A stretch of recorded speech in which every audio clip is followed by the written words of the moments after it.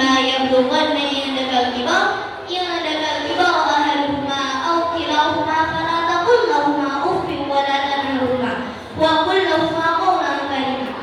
Dan Tuhanmu telah memerintahkan agar kamu jangan menyembah selain Dia dan hendaklah berbuat baik kepada ibu bapa.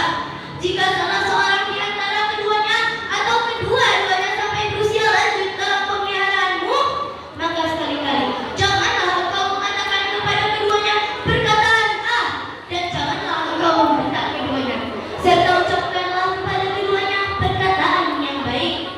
Masya Allah, mengatakan perkataan ah saja tidak boleh, apalagi membentaknya, dan apalagi jika menjawab tanpa melihat wajahnya karena kita terlalu sibuk pada layar HP. Teman-teman, kadang ibu kita memanggil kita, "Nak, tolong ibu sebentar." Lalu kita menjawab sambil tetap lihat HP, "Iya bu, sebentar." Padahal ibu kita sudah menunggu. Rasulullah SAW bersabda, "Ridha Allah tergantung pada keridhaan orang tua dan murka Allah tergantung pada kemurkaan orang tua." Artinya apa?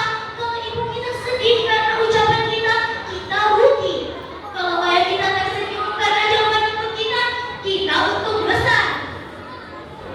Teman-teman, di bulan puasa ini bukan hanya menahan lapar dan haus, tapi Rasulullah SAW juga bersabda, "Puasa itu perisai, maka janganlah berkata kotor dan janganlah berteriak-teriak."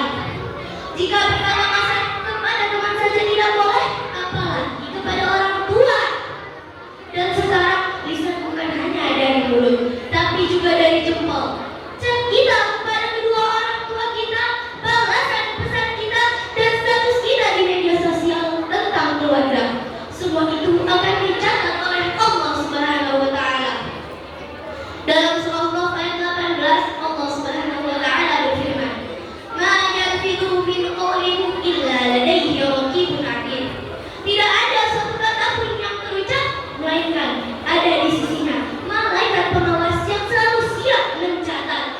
Berarti apa? Chat kita juga dicatat, komentar kita juga dicatat, status kita juga dicatat.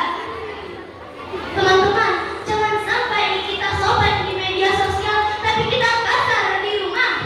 Jangan sampai kita ramah ke followers kita tapi kita ketus ke ibu sendiri.